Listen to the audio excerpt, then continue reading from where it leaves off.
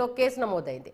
మాజీ సీఎం కేసీఆర్ పై అనుచిత వ్యాఖ్యలు చేశారంటూ బీఆర్ఎస్ నేతలు సీఎం పై ఫిర్యాదు చేశారు.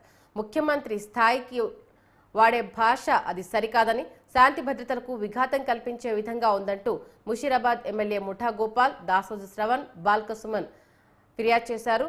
రేవంత్ వ్యాఖ్యలపై కాంగ్రెస్ సీనియర్ నాయకులు స్పందించారన్నారు. సచివాలయం ముందు రాజీవ్ గాంధీ విగ్రహం స్థానంలో చనిపోయాక కేసీఆర్ విగ్రహం పెట్టాలని కేటీఆర్ అనుకుంటున్నాడని, ఆయన పోయేది ఎప్పుడు పెట్టేది ఎప్పుడు అని సీఎం రేవంత్ మాట్లాడడాన్ని నేతలు తప్పుబట్టారు.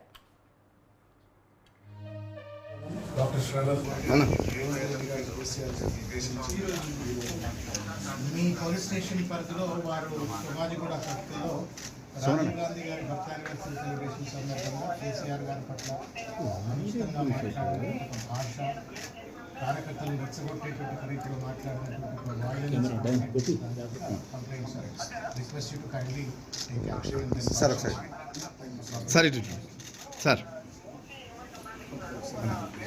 సార్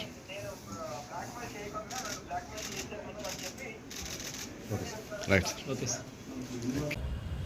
భారత మాజీ ప్రధాని రాజీవ్ గాంధీ గారి జన్మదినం సందర్భంగా వారి ముఖ్యమంత్రి రేవంత్ రెడ్డి గారు కేసీఆర్ గారి పైన, మాజీ ముఖ్యమంత్రి కేసీఆర్ గారి పైన చేసిన వ్యాఖ్యలకు ఈనాడు ప్రతి ఒక్కరూ వాళ్ళ నిరసన తెలియజేస్తున్నారు.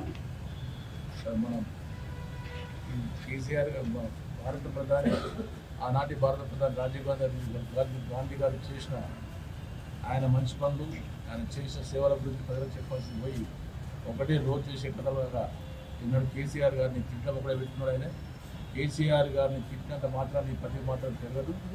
ఇలా ఈనాడు ప్రతి ఒక్కరు మీకు ఎలాంటి బుద్ధి చెప్పాలో ప్రజలు ఆలోచిస్తున్నారు. కాబట్టి మాట్లాడుతున్నప్పుడు ప్రతి పెద్ద గురించి మాట్లాడుతున్నప్పుడు బాగా ఆలోచించి మాట్లాడుకుంటున్నాను. లేకపోతే బాగుంటుంది.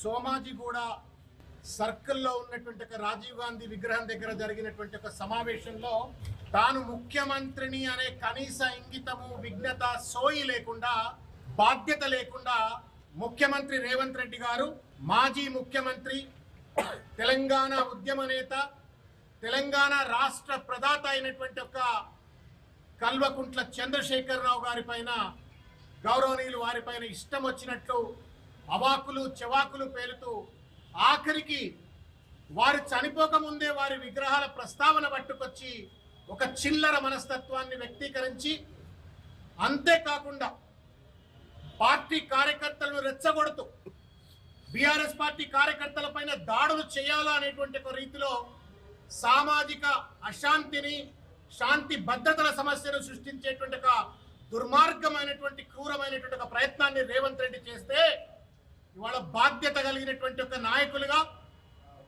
సమాజంలో ఉన్నటువంటి ఒక సిటిజన్స్ గా ఇవాళ అందరూ కూడా ఈరోజు కార్యకర్తలమంతా వచ్చి అలా పంజగుట్ట పోలీస్ స్టేషన్ లో ఈరోజు కంప్లైంట్ లాడ్జ్ చేయటం అయింది.